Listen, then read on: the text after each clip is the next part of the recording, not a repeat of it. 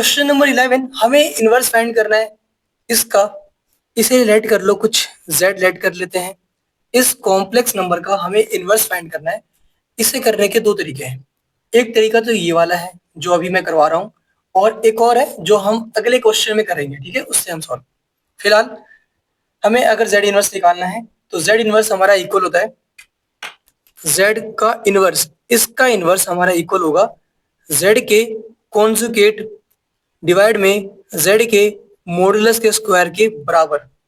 ठीक है, अब ये क्या होता है कॉन्जुगेट और ये क्या होता है मॉडुलस, कि ध्यान से देखो। अगर एक z है, उसके पास एक रियल पार्ट और एक इमेजिनरी पार्ट होगा, है ना, a और b। अगर आप z का मॉडुलस निकालोगे तो मॉडुलस को ऐसे लिखते हैं z मॉडुलस। इसकी वैल्यू होती है ये a का स्क्वायर फिर b का स्क्वायर और वो रूट के अंदर।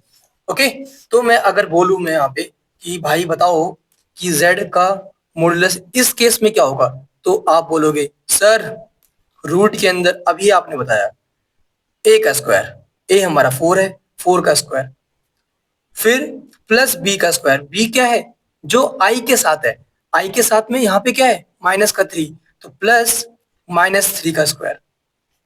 तो वैल्यू क्या मिलेगी 16 प्लस 9, 3 का स्क्वायर 9 होता है ना। नेगेटिव का स्क्वायर भी पॉजिटिव होगा तो प्लस का 9 ही मिलेगा। 9 प्लस 16 25, 25 का रूट हमें 5 मिलेगा। ठीक है, इसके अलावा अब ये क्या है z कॉन्जुगेट। इसका बहुत सिंपल सा मतलब है, आपको ना जहां पे भी आई दिखे उसके आगे वाला साइन चेंज कर देना है।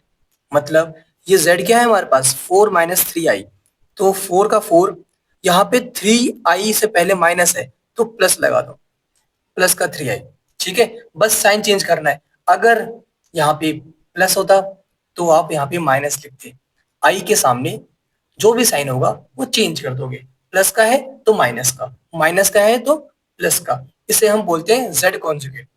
ठीक है, अब हमें निकालना क्या था, हमें तो ये फाइंड करना है z का इनवर्स, और इसकी वैल्यू क्या होती है z कॉन्जुगेट, जिसकी वैल्यू यहाँ पे 4 प्लस 3i है, के डिवाइड में मॉडुलस ऑफ z का स्क्वायर। मॉडुलस ऑफ z की वैल्यू क्या है 5 का स्क्वायर, क्या मिलेगा 25, है ना।